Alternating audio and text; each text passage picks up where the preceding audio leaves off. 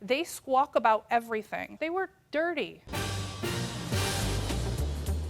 Plaintiffs Vanessa Wallace and Vanessa Long are each suing their former landlord for their security deposits. They never thought renting a house while going to college could land them in court. Defendant Aimee Davis claims the plaintiffs were loud, sloppy tenants who carelessly trashed her family home. She says she owes them nothing. Please raise your right hand. Do you swear the testimony you're about to give is the truth, the whole truth, and nothing but the truth? Yes. Thank you. The Honorable Judge Jerry Springer now presiding. Good morning, Your Honor. Good morning, Najee. How are you? I'm doing well, Judge. Good. This is case number 021 on the docket. Wallace and Long versus Davis.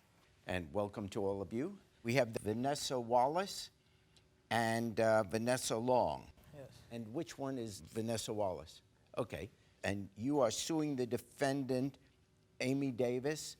This is interesting. Both of you were tenants in the defendant's property, and you're both suing her separately.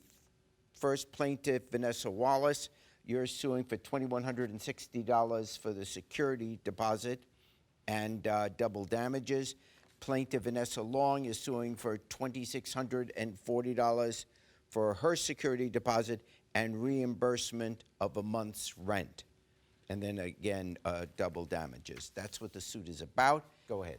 Back in May 2019, me and Vanessa had decided to move out of our old apartment and find a new apartment. Yes. So I went on Zillow and I had found Aimee's house. It was a great big house, you know, it was around the corner from the school. I had called her that day. We went to the house, we saw the house, we loved the house, and we told her that we wanted the house. And for how long were you going to move in there? We got the rent in on June, maybe like May something, we got the rent in, okay. So I had moved out of my apartment by May 31st. So May 31st, I went to Connecticut, I got my stuff from out of my place, and I asked Aimee if it was okay if I just moved everything in, not build up my room, but just move everything in. Yeah. So that night of May 31st, I had went to the house, and I moved everything in. She was still living there, like the couch was there, the rooms were there, the kids' rooms were there. So you paid rent in June, but we didn't start, all of us, like, we didn't move in until August, but we were paying rent for June, July, August, yes. Yeah. We had moved in, and then the first thing that occurred was the bathroom door. That's the video of the bathroom door literally coming apart. The door was fixed, by the way, within a timely manner. This was your home? This was our family home. How long had you lived there? 12 years. They had answered the ad off, jump off. I met them, they seemed nice, but from the moment I signed that lease, I instantly regretted it. They had the basketball team partying there every night. They had, every time I'd walk in there and have to fix something, there were like clouds of weed. You could smell the weed coming through there. And now the other thing too is that I had done my due diligence, called their previous landlord. Their previous landlord said don't rent to them. All right. I haven't heard from you yet. The day that I moved in, Your Honor, I went with my father. My father came, he helped me move my stuff in. As soon as we walked into the house, we started noticing things. The amount of dirt and dust and hair buildup on the carpet was ridiculous, to the point where my father got fed up as soon as he saw it, and he even called Aimee. When he called Aimee that moment in time, he explained to Aimee what he was seeing. He asked her, why wasn't this house either cleaned by you or professionally before we all moved in?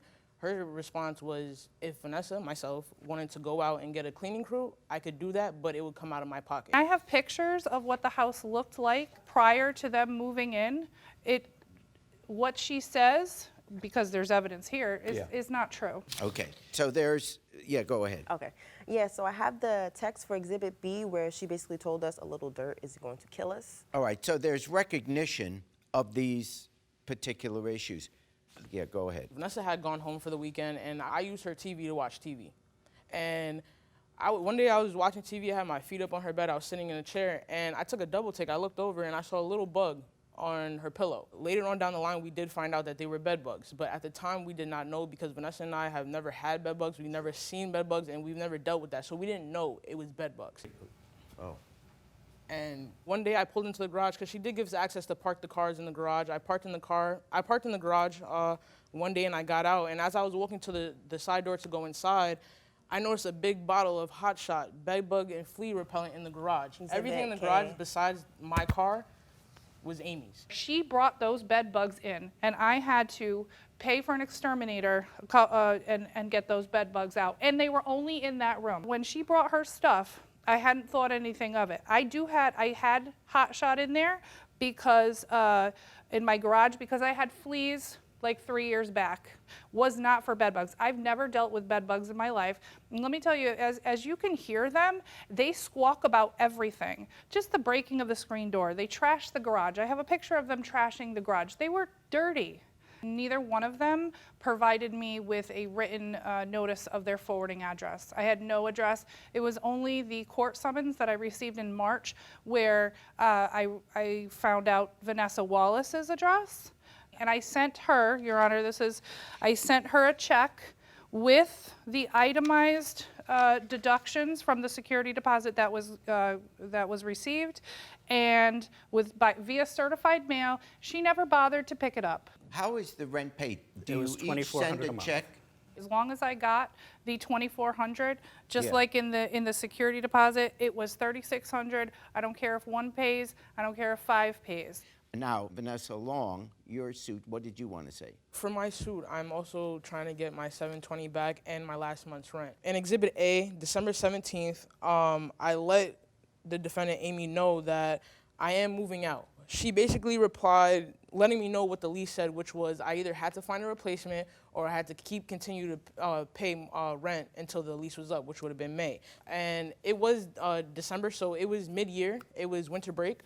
So I was going home, but over that break, I did get in contact with one gentleman. He did let me know that he was interested in moving into the place. I had texted Vanessa because she was still going back and forth to Connecticut at the time. I was not. So I had left belongings in the room because I paid rent for it, so I knew it was Sure. okay. But I had texted Vanessa, and I was like, hey, if you don't mind, stop by the house. Can you pick up my vacuum? I need it.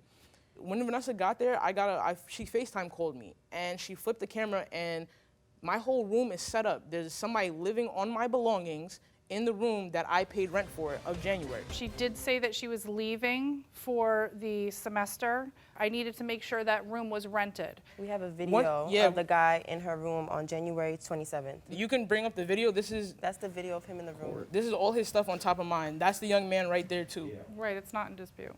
My name was still on the lease And because she you paid texted me. rent for on January. You Your also Honor. said I'm moving out at the end Your of the Honor, semester. Exhibit D, she sent Again. me a Okay, pic. hang on. The judge is speaking now. If she paid for that room for January, that's her room, and you can't be double dipping, renting it to someone else because, well, we don't know where she is now, et cetera. That room became available February 1st. The guy didn't move in until the 21st, whatever that Monday was. My husband and I already discussed that we would give her back that rent from the 20th, the 10 days that, he had moved in. I left stuff there and come to find out that this person is using all my stuff. She is entitled to the rent. So there's no double damages here.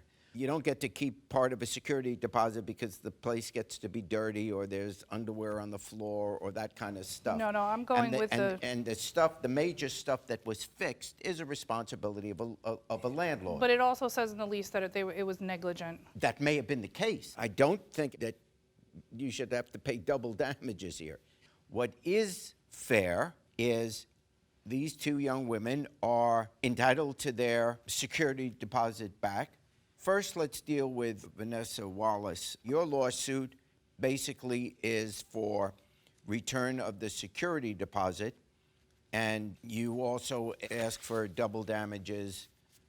Yes. Okay, and Vanessa Long is entitled to the January rent back. And so I find for the plaintiff, Vanessa Wallace, in the sum of $720.